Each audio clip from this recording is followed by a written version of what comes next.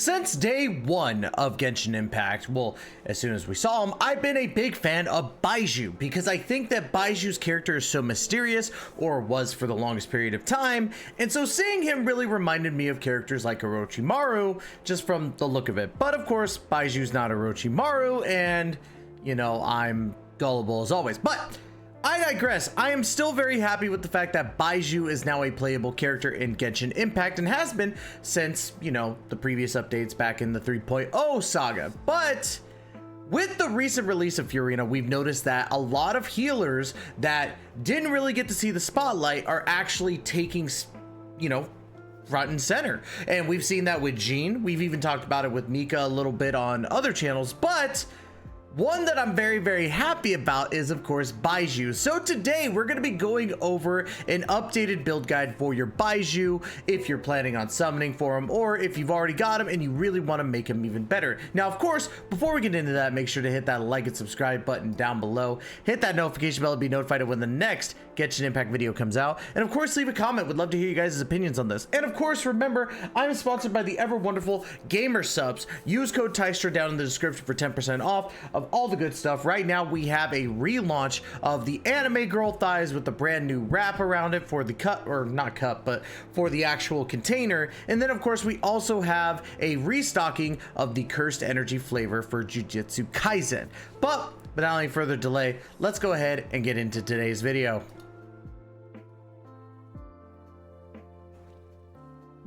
Baizhu is a Dendro Catalyst user that has been out again since, like I said, the 3.0 saga. I can't remember if it was like 3.6 or 3.7 right off the top of my head, but he's been out for a little bit. And let's go ahead and talk about what you're going to need to first to ascend him from level 1 to level 90 if you haven't done so already. First things first, we have the Nagatus Emerald Silvers, the Nagatus Emerald Fragments, the Nagatus Emerald Chunks, and the Nagatus Emerald Gemstones. Now, these work in rules of 3. 3 silvers make a fragment, 3 fragments make a chunk, and 3 chunks make a gemstone. You're going to need a grand total of 1 silver, 9 of the fragments, 9 of the chunks, and 6 of the gemstones. And trust me, these can get a little difficult to farm solely because of how much of a quantity you're going to need. But there are a couple bosses that you could fight to actually get these, you know, materials pretty easy. Number 1, the Jade Bloom Terror Shroom that came out in Sumeru. Great boss to fight against, and honestly, very easy boss in my personal opinion. I think that you could really get through him rather quickly. You also have the Dendro Hypostasis, and that's a pretty basic enemy as well. The Hypostases have always been super easy bosses. And of course, with the recent, or not really recent, but the release of a Pep as a world boss, you can now also get those from a world boss if you're trying to farm those mats. So make sure to do that. Of course, you're also going to need the Evergloom Ring, you know, boss material, which you get from the Baptist that came out in Sumeru as well. And the Baptist, you're going to need 46 of these, which means that you're going to be battling him 13 to 16 times because he drops 2 to 3 at a time. Now, Baptist is very easy, but you're going to need at least 3 different elements to really like kind of capitalize on your timing, because normally he'll have 3 of like different element little things around him, where they're being pyro, cryo, and hydro. You'll even see an electro there every once in a while, but I digress. Pretty easy boss. You're going to need 46 of that material. Violet Grass is a Liyue specialty item that came out, of course, at the start of the game and was the bane of my existence. I hated farming Violet Grass so much. I'm dead serious. I hated it so much, but I digress. Violet Grass is very easy to obtain now, especially with so many characters. So you have to get 168 of these. Now, you could farm these every 3 days, so be ready for that. Or ask a friend. I'm pretty sure anybody would be willing to give up their Violet Grass if they haven't, you know, given it up already. Now, of course, we also have the pollen stuff, and we're going to go down here to kind of get a better view of what you're going to need. You're going to need these different spores, the fungal spores. You're going to need 18 of these in total.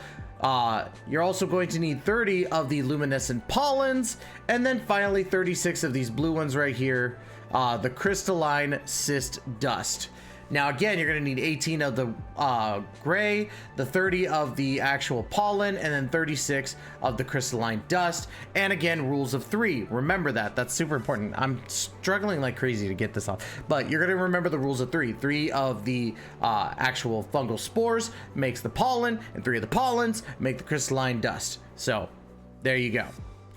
Now, of course, you got to remember too that outside of just those, if you're wanting to level up your skill and your burst to level 10, or even your auto attack at the same time, if you're going to triple crown your Baizhu, this is what you're going to need times 3. So let's go ahead and talk about it. First things first, Teachings of Gold is going to be the actual talent level up book that you're going to need. You're going to need 9 of these Teachings of Gold, and then of course we got 63 of these Guides to Gold, which is the next step up, followed by 114 of the Philosophies of Gold, which is a lot.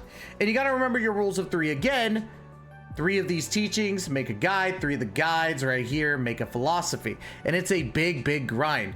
This item you're only going to be able to get from a certain domain. Sorry, I lost it for a second. A domain that's on for Wednesdays, Saturdays, and Sundays. Every Sunday is everything, so please be sure to get that specific one if that's what you're looking for. Now, of course, we're going to need more of these spores, pollens, and crystalline dust. You're going to need a grand total of 18 more of these fungal spores. You're going to need 66 more of the luminescent pollens. And then, of course, 93 of the crystalline cyst dust. Now, outside of all those, we're going to talk about a pep, because you're going to need to farm a pep anyway to get the world span fern. You're going to need 18 of these for the triple crown, right?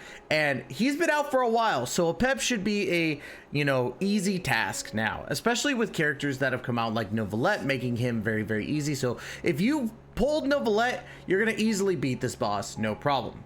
Then, of course, you're going to need 3 crowns of insight. You get these from events. Pretty simple and standard. Overall, a grand total of 7.1 million mora between Ascension and your triple crowning. So pretty easy, standard stuff. Now, let's go ahead and talk about Baizhu himself and how you're going to build him. There's plenty of ways now that you can build him, but with the recent update adding Furina into the mix, Furina has become such a great partner for Baizhu because of what she does. Now, Furina, if you don't know, takes half of every member of your party's HP to give buffs, and she really thrives on all of your characters being above 50%, so that she could take that HP away to give you the buff. Now, what's really cool about Baizhu is on his skill, right? And we're going to talk about these talents first, because this is, I think, is what's crucial and what you're going to need. Don't mind me being 177, but let's go ahead and talk about the skill here, the Universal Diagnosis. Controls a Gossamer sprite that cruises and attacks nearby opponents, dealing dendro damage, and after it performs 3 of these attacks, or if there are no opponents nearby, the sprite will return, healing all nearby party members based on Baiju's max HP. That's crucial because he gets every single party member with that. What does that mean? Well, your Furina can buff a little bit more just from being able to take that HP away again, and Baizhu, if you have him on certain, abilities, he'll actually be able to do that twice, which is fantastic. And then, of course, you got the burst, enters the pulsing clarity state when you use holistic revivification, creating a seamless shield that absorbs dendro damage with 250% effectiveness. While in the state, Baizhu will generate a new seamless shield every 2.5 seconds. The seamless shield will heal your own active character based on Baiju's max HP and attack opponents by unleashing spirit vines, dealing dendro damage under the following circumstances: when a character is under the protection of the seamless shield and the new seamless shield is generated, and when the seamless shield effects expire and when it shatters. Now, you're not going to get really too much with the burst, but you can switch between characters every seamless shield to heal your characters and make that buff go through. But your skill is going to be the main thing that really helps you out in regards to Furina. Now, of course, we got the first Ascension passive, the 5 Fortunes Forever. Baizhu gains different effects according to the current HP of the current active member. When their HP is less than 50%, Baizhu gains 20% healing bonus, and when their HP is equal to or more than 50%, Baizhu gains 25% Dendro damage bonus, which doesn't entirely help unless you go below that 50% HP. And then, of course, the second Ascension talent, All Things Are of This Earth. Characters who are healed by Seamless Shields will gain a Year of Verdant Favor effect. Each 1000 max HP that Baizhu possesses that does not exceed 50,000 will increase the Burning, Bloom, Hyper Bloom, and Bergeron reaction damage dealt by these characters by 2% and will increase the damage bonus provided by Aggravate and Spread by 0.8, and this effect lasts 6 seconds. That's pretty good. But mainly it's going to be your skill that you're going to want to like focus on, because if you're building him with Furina, this is going to be perfect for you. Plus it heals all your active party members. Well, not active party members, but all of your party. So pretty good. Now, let's go ahead and talk about how you should build your Baizhu here. As you can see, I did not focus crit rate or crit damage because, again, he is a healer and a shielder. What you're going to benefit more from is your HP percentage and your energy recharge to get that burst back up to help you out, followed by HP and EM, so you have multiple things. As you can see, my Elemental Mastery is at 415, which is not bad, but I'm not focusing EM on my Baizhu. I'm focused more on that energy recharge, as you see there, at 174.5%. Which is probably more than what I entirely need, but I still went with it. Let's go ahead and talk about some solid weapon options here. Of course, if you're looking for 5-star weapon options, you don't really have much better than his own weapon, the Jadefall Splendor. And that's really good for him because it works so well with him. Not only that, but it's going to increase your HP up to 49%, which is really good, followed by, you know, another 5-star, like as you see right here, the Everlasting Moonglow, which increases that 49% as well and gives you a healing bonus of 10%. But the normal attack stuff you're not really going to benefit from. That's Kokomi's weapon, because she will normal attack and her normal attacks help out with healing in general, so that's why it's important. 4-star ones, I went with the Sacrificial Fragments because after damaging with an elemental skill, the skill has an 80% chance to end its own cooldown, so that you could get that double skill and benefit from those buffs that Furina is going to be giving you. And of course, it increases the Elemental Mastery, which is okay. It's not the biggest thing for your Baizhu. You don't entirely need it. Another one that you could actually use, if I could pull it up here, where is he? Where are you? There you go. Prototype Amber is a good one because of the HP scaling that you get from Prototype Amber. I have a note here. It's about 41.3% of your max HP, which is good. It's probably better than Sacrificial Fragments. I just haven't leveled up mine. And of course, using an Elemental Burst regenerates 6 energy every 2 seconds for 6 seconds. All party members will regenerate 6% HP every 2 seconds of this duration. Now that's big because, again, it plays into Furina if you're using Baizhu with Furina. Of course, you don't need to just run Furina with Baizhu, but because how good Furina is right now, it's probably a good thing. And of course, another good 4-star that just came out is where is it? The Sacrificial Jade. Now the only thing that sucks is that you're not getting a benefit from the crit rate because he's not going to crit, but when not on the field for more than 5 seconds, max HP will be increased by 32% and Elemental Mastery will be increased by 40, which is good because he does benefit from both HP and Elemental Mastery. And of course, another good one that's good for all of them, Thrilling Tales of Dragon Slayers.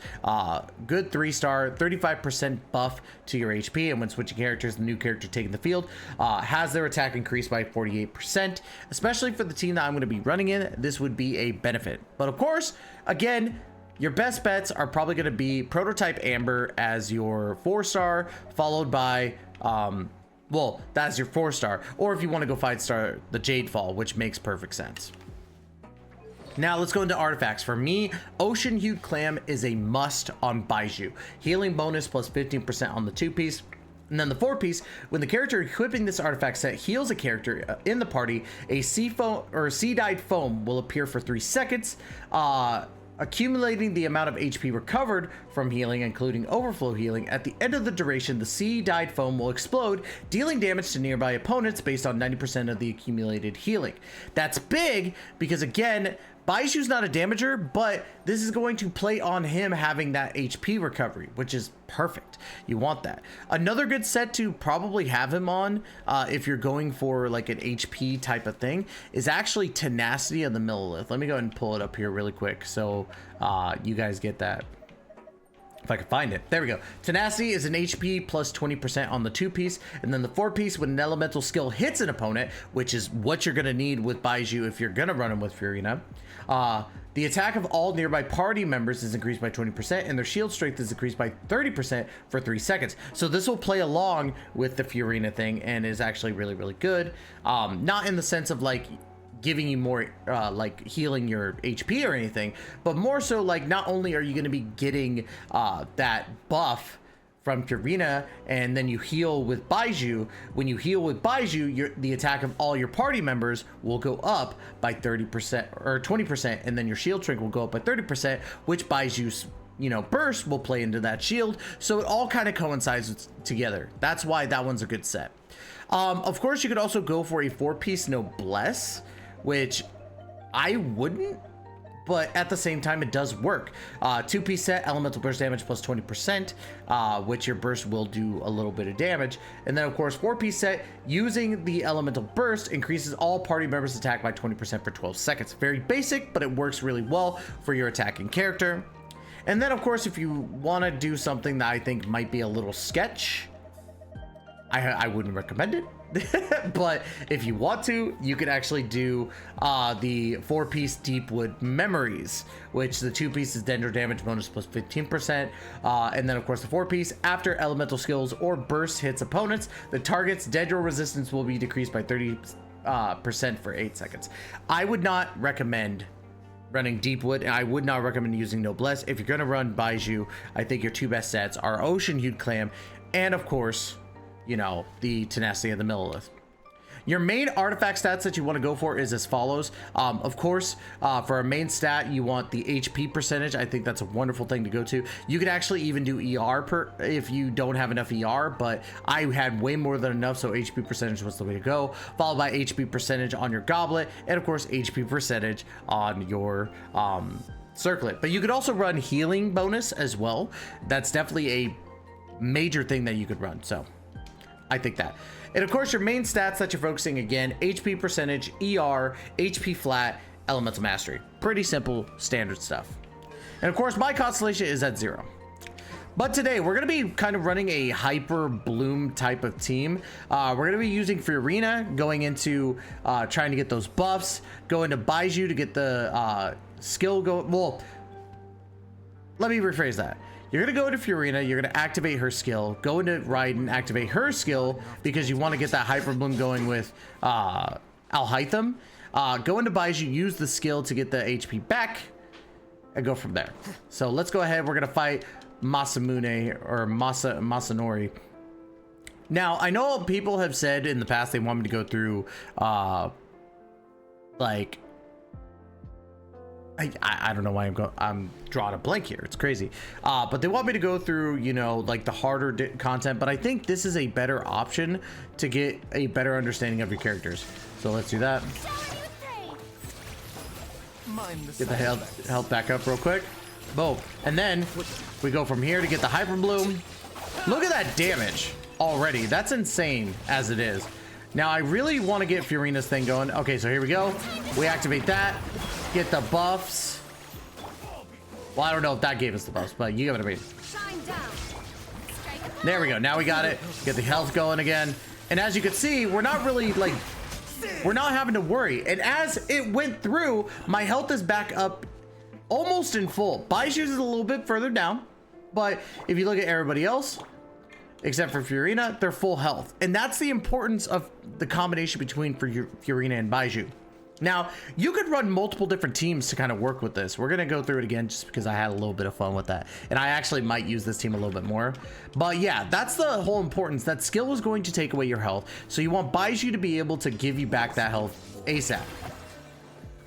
So see how it's like taking away health as they go through?